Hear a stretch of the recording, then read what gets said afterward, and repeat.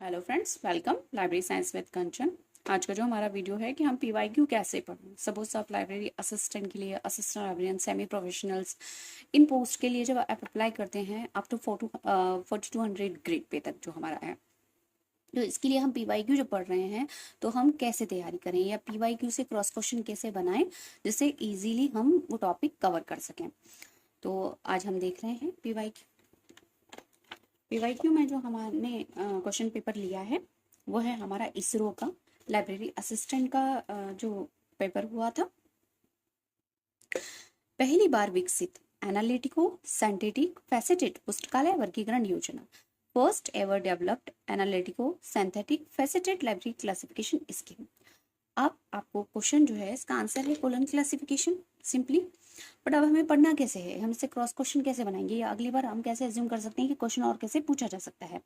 तो आप पूरी क्लासिफिकेशन स्कीम्स पढ़ी। क्लासिफिकेशन स्कीम्स में हमारी जो कैटेगराइजेशन है कि प्योरली इनोमरेटिव कौन सी है, एनोमरेटिव कौन सी है, एनालिटिकल जो सिंथेटिको है वो कौन सी है, फैसेटेटेड कौन सी है, कौन सा सपोज सीसी है तो सीसी के कौन से वर्जन किस तरह के हैं, ये सब हमें पढ़ना है। प्लस इनमें नोटेशन कैसे यूज किए गए हैं, कितने नोटेशन नंबर ऑफ यूज किए गए हैं, किस एडिशन में कौन से सिंबल्स ऐड किए गए। अगर हम डीडीसी की बात करें तो रिलेटिव इंडेक्स कब आया, फोनिक्स शेड्यूल कब यूज किया गया, ये सारी चीजें आपको पढ़नी चाहिए। फिर यूडीसी में कॉमन ऑक्सिलरीज, आपके कनेक्टिंग सिंबल्स, ये सारे। तो अगर हम इस तरह से पीवाईक्यू पढ़ेंगे तो अगली बार इस क्वेश्चन को किसी भी तरीके से पूछा जाएगा। तो अगर कोलन को ऊपर देकर पूछा जाए कि कोलन क्लासिफिकेशन किस प्रकार की स्कीम है, तो किस प्रकार की स्कीम है, एनालिटिको सिंथेटिक फैसेटेड स्कीम है। तो आपको दोनों तरफ से ये क्वेश्चन पढ़ेंगे, इस तरीके से पीवाईक्यू सॉल्व करेंगे तो हमारा क्वेश्चन बन जाएगा। सेकंड क्वेश्चन, किसी पुस्तक के पते की तरह और पता करता है कि पुस्तकालय में पुस्तक कहाँ है। सिंपली पूछा है कि आपका जो अरेंजमेंट ऑफ लाइब्रेरी क्लासिफिकेशन है कि जब हम लाइब्रेरी की बात करते हैं, हम अपना क्लासिफिकेशन करते हैं, बुक को शेल्विंग करके उन्हें अरेंज कर देते हैं, तो आपका is like an address of the books and they identify where the book is located in the library. अब इसी लाइन को कई बार अलग तरीके से पूछा जाता है कि आप कैसे पता करेंगे कि ग्रंथालय में कौन सी पुस्तक कहाँ पर है। इसे इस तरह से दिया गया है ट्रांसलेटेड करके। तो कॉल नंबर जो होता है हमारा, कॉल नंबर से हम पता करते हैं कि हमारी पुस्तक कहाँ पे रखी हुई है। जब हम शेल्विंग करते हैं तो अकॉर्डिंग टू कॉल नंबर किया जाता है। अब अगर हम इसको दूसरे तरीके से देखें कि कॉल नंबर से क्या आईडी, कॉल नंबर से क्या पता चलता है, तो कॉल नंबर से हमें पता चलता है एक पुस्तक के एड्रेस के बारे में कि वो लाइब्रेरी में किस लोकेशन पे रखी हुई है। अब कॉल नंबर में क्या क्या ऐड होता है, तो आपका class number, book number, collection number, ये आपका कॉल नंबर में आ जाता है। और accession number is a unique number assigned by the acquisition section. जो भी लाइब्रेरी में किताबें आ रही हैं उस सीक्वेंस में उन्हें दिया जाता है। ACR 2 की प्रतिस्थापना के लिए वर्ष 2010 में विमोचित कैटलॉगिंग स्टैंडर्ड है। New cataloguing standard ACR 2, ACR आया, ACR 1 आया, ACR 2 आया, ACR 2 रिवाइज आया। अब 2010 में जब ACR 2 को रिप्लेस किया गया सीधे सीधे, तो किससे किया गया, RDA से। RDA क्या है, रिसोर्स डिस्क्रिप्शन एक्सेस। मार्क 3 कुछ नहीं है, ACR 2 कुछ नहीं है, CCC 2 कुछ नहीं है। तो अब ये इसमें अदर ऑप्शंस में पढ़ने के लिए आपका कुछ नहीं है। फिर ये जो RDA ऊपर पूछा है, अगर आपको ये अच्छे से पता है कि ये 2010 में आया है, ACR 2 को रिप्लेस करके आया है और RDA का फुल फॉर्म किया है तो रिसोर्स डिस्क्रिप्शन एंड एक्सेस। निम्नलिखित में कौन सा दस्तावेज कि मेटाडेटा के सही वास्तविक चित्रण का एक उदाहरण है। Out of the following, which is an example of the perfect physical representation of metadata of a document?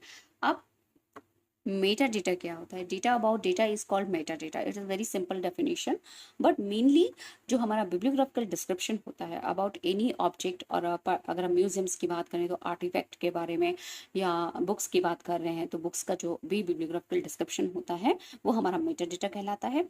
और हम ये मेटा डेटा अगर हम बात करें कि फिजिकल फॉर्म में हम कहाँ असाइन करते हैं, तो जब हम फिजिकली से बनाते हैं तो हम कार्ड, कैटलॉग कार्ड में बनाया जाता है, बिब्लियोग्राफी में बनाया जाता है, लेकिन हम उसे मेटा डेटा नहीं कहेंगे। बिब्लियोग्राफी अलग तरह से कंपाइल की जाती है, रीडिंग लिस्ट अलग होती है, and list of subject heading जो हम वोकेबुलरी कंट्रोल करने के लिए बनाई जाती है, that is a different thing.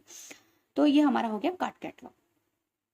अब अगर हम इसमें फिजिकल वर्ड हटा दें मेटा डेटा किस तरह से, तो डब्ल्यू कोर मेटा डेटा है, 15 एलिमेंट सेट्स हैं।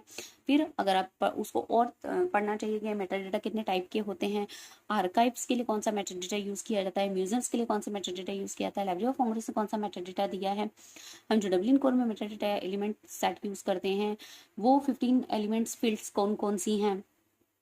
इस तरह से जब आप PYQ पढ़ेंगे तो इसके अलावा आपको कुछ और पढ़ने की जरूरत ही नहीं। आपके सामने क्वेश्चन आया, आप क्वेश्चन को पढ़िए, उसके चारों ऑप्शंस को देखिए, उसके ऊपर थोड़ा सा रिसर्च करिए, कहीं और से इन्फॉर्मेशन मिलती है वो सब पढ़िए, कोई दूसरे वीडियो लेक्चर्स देख लीजिए, इजीली आपके ये सब कवर हो जाएंगे। देन साधारण W code Meta data element set dash होते हैं। अभी हमने पीछे पढ़ा, अगर हमने अच्छे से उस PYQ को सॉल्व कर लिया ये 15 होते हैं ये सब, तो यहाँ हमारा ये आंसर इजीली बन गया था, हम पीछे ही उस PYQ में देख लिए थे। फिर हमारा OCLC द्वारा प्रारंभ की गई तथा अनुरक्षित विश्व की सबसे यूनियन कैटलॉग योजना को कहते हैं। अब वर्ल्ड का सबसे बड़ा यूनियन कैटलॉग, अब पहले कैटलॉग क्या होता है एंड देन यूनियन कैटलॉग। जब बहुत सारी लाइब्रेरीज एक साथ मिलकर अपना कलेक्टिवली कैटलॉग क्रिएट किया जाता है वो यूनियन कैटलॉग कहलाता है। और इसका जो कवरेज है ये वर्ल्ड वाइड है। कौन मेंटेन करता है, तो OCLC मेंटेन करती है। आपसे क्वेश्चन ये भी पूछा जा सकता है कि जो हमारा वर्ल्ड गेट है ना, वर्ल्ड गेट को कौन मेंटेन करता है, तो OCLC करता है। OCLC किसको मेंटेन करता है, तो वर्ल्ड गेट को मेंटेन करता है। वाइस वर्सा आपसे क्वेश्चन पूछा जा सकता है, क्वेश्चन को ऑप्शन बना दिया जाएगा और ऑप्शन को क्वेश्चन बना दिया जाएगा। अब यूनियन कैट, कॉमकेट और ग्रैंड गेट, ये तीनों कई बार आपको, जैसे हम चेन इंडेक्सिंग पढ़ते हैं तो फॉल्स लिंक, शॉर्ट अनशॉर्ट लिंक होती है, उसी तरह से फॉल्स लिंक होती है। तो कुछ ऑप्शंस फॉल्स लिंक होते हैं, अननेसेसरी उन्हें नहीं सर्च करना है या उन्हें नहीं पढ़ के टाइम अपना खराब करना है। सूचना के चयनात्मक विकिरणन SDI की अवधारणा किसने प्रस्तुत की। अब हम सबको पता है कि SDI जो है वो हैंस पीटर लुहान ने डेवलप की थी। अब जो पढ़ना है कि SDI में हमारा मैकेनिज्म क्या होता है। SDI में हम यूज़र प्रोफाइल बनाते हैं, है ना, डॉक्यूमेंट प्रोफाइल बनाते हैं, फीडबैक मैकेनिज्म होता है, आपका फीडबैक होता है, देन उसमें हम मैचिंग करते हैं क्यूरी को, फिर फीडबैक भेजा जाता है, उसमें मॉडिफिकेशन किए जाते हैं। सपोज अगर रीडर के इंटरेस्ट में चेंज हो जाता है तो आप ये पूरा पढ़िए, क्योंकि अगला क्वेश्चन वो इस तरह से पूछ सकता है। ये बात हम library assistant, semi professional assistant के लेवल पर कर रहे हैं। असिस्टेंट प्रोफेसर, असिस्टेंट लाइब्रेरियन के लेवल पे आपको थ्योरी पढ़ना चाहिए और डिटेल में पढ़ना चाहिए, EPG पाठशाला और ज्ञान कोश के notes. The general financial rules GFR India, the rule 194 gives guidelines on the. सामान्य वित्तीय नियमावली GFR भारत के नियम 194 के पर दिशा निर्देश देता है। अब आपको GFR पढ़ने चाहिए।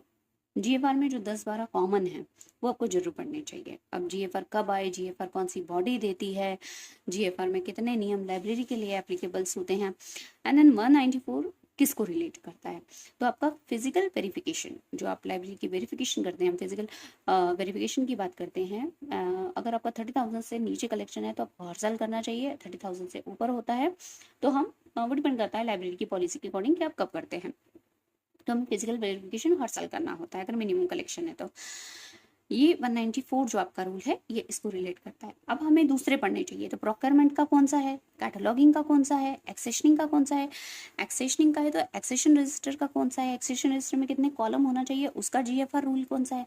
अगर आप इन तीनों ऑप्शन को पढ़ लेंगे तो अगला जो क्वेश्चन फ्रेम आउट होगा वो इजीली सॉल्व हो जाएगा। डैश के लिए सबसे संगत एक शब्द है फेयर यूज। अब फेयर यूज वर्ड क्यों यूज किया जाता है, तो फेयर यूज जो हम यूज करते हैं वो कॉपीराइट में करते हैं। IPR क्या हुआ, intellectual property right. Use of a reference book नहीं है, किसी उपयोगकर्ता द्वारा पुस्तकें उधार लेना, तो books borrowed by a user, ये भी रिलेट नहीं कर रहा है। अब आपके जो दो रिलेट कर रहे हैं, एक है इंटेलेक्चुअल प्रॉपर्टी राइट, ये ब्रॉड टर्म हो गई, और फेयर यूज टर्म जो किया जाता है वो कॉपीराइट के लिए किया जाता है। तो कॉपीराइट क्या है, कॉपीराइट कब आया इंडिया में, इसको बेस बनाकर कॉपीराइट इंडिया में बनाया गया। इंडिया में कितने साल तक जो है हमारा कॉपीराइट रहता है, कॉपीराइट के जो चैप्टर्स कितने हैं, आपको किसी भी तरीके से क्वेश्चन इसको फ्रेम किया जा सकता है। देन हमारा है ILL स्टैंड फॉर तो इंटर लाइब्रेरी लोन बहुत इजी था, लेकिन देखिए कितना क्लोज है। Integrated library loan, inter library libraries, international library लाइज्म। तो इंटर लाइब्रेरी लोन किसका पार्ट होता है? इंटर लाइब्रेरी लोन इंडिया में कौन कौन देता है? अगर इंडिया में कोई एजेंसी दे रही है तो वो किस तरह से दे रही है? इंटर लाइब्रेरी लोन आजकल ऑनलाइन दिया जा रहा है, तो इसके कितने सॉफ्टवेयर्स हैं? आप इतना पढ़ लेंगे तो किसी भी तरीके से क्वेश्चन आए वो हो जाएगा। The unique international publishers identify a number which is meant for a monographic publication is known as. अंतरराष्ट्रीय प्रकाशक पहचान संख्या है ना, जो प्रबंधात्मक प्रकाशनों के लिए है। आप किसी बुक के लिए, मोनोग्राफ बुक्स की बात की जा रही है, कि एक इंटरनेशनल आइडेंटिफिकेशन नंबर जो दिया जा रहा है, तो क्या दिया जा रहा है? ISBN, international standard book number. किसने स्टार्ट किया, किस वर्ष स्टार्ट किया गया था? इंडिया में कौन देता है? कब देना स्टार्ट किया? इसकी एजेंसी कोलकाता से दिल्ली कब शिफ्ट हुई? वो जो एजेंसी है किस मिनिस्ट्री के अंडर में आती है? उसका हेड कौन है? पहले 10 का था, 13 का हुआ, कितने इसमें ग्रुप हैं, पब्लिशर ग्रुप कौन सा है, है ना, रजिस्ट्रांट ग्रुप कौन सा है, चेक डिजिट कैसे निकाला जाता है, आपको ये सब पता होना चाहिए। बस इतना पढ़ लिया, इसके अलावा कुछ पढ़ने की जरूरत नहीं है, ये टॉपिक कवर हो जाएगा। देन ISSN कौन देता है? इंडिया में ISSN की एजेंसी क्या है, कितने डिजिट का होता है? DOI क्या होता है? DOI किसे असाइन किया जाता है? DOI कैसे हेल्प करता है एक इलेक्ट्रॉनिक डॉक्यूमेंट को आइडेंटिफाई करने में? DOI को देने वाली एजेंसी कौन सी है?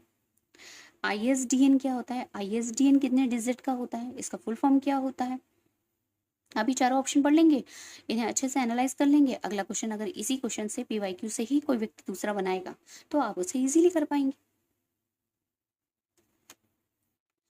What are open access publication? Open access publication क्या है? Publication in print? नहीं, पब्लिकेशन इन प्रिंट को हम ओपन एक्सेस नहीं बोलेंगे। इलेक्ट्रॉनिक माध्यम में जो इलेक्ट्रॉनिक फॉर्म में पब्लिश हो रहे हैं उन्हें भी नहीं कहेंगे। उपयोगकर्ता या पुस्तकालय की ओर से भुगतान किए बिना किसी को भी कहीं भी पहुंच का अधिकार देने वाले प्रकाशक। Open access, openly available to everyone. Publication which give access to anyone anywhere without any payment on the part of users or a library। आपको उसके लिए कोई पेमेंट नहीं करना है, इसके नाम में ही है ओपन, मतलब ये फ्रीली आपके लिए अवेलेबल है। हर बार देखने हेतु भुगतान मांगने वाला पे पर व्यू पब्लिकेशन, ये जब हम पे पर व्यू पढ़ते हैं, जब हम परचेसिंग मॉडल्स पढ़ते हैं ई रिसोर्सेज सब्सक्रिप्शन में, वहां पे होता है कि आपको हर बार उस पब्लिकेशन को देखने के लिए पे करना पड़ता है, ये उसका एक है। तो अगर आप इस तरह से पढ़ेंगे तो मुझे नहीं लगता है कि इस लेवल पे कोई भी एग्जाम होगी तो आपको टफ होगा।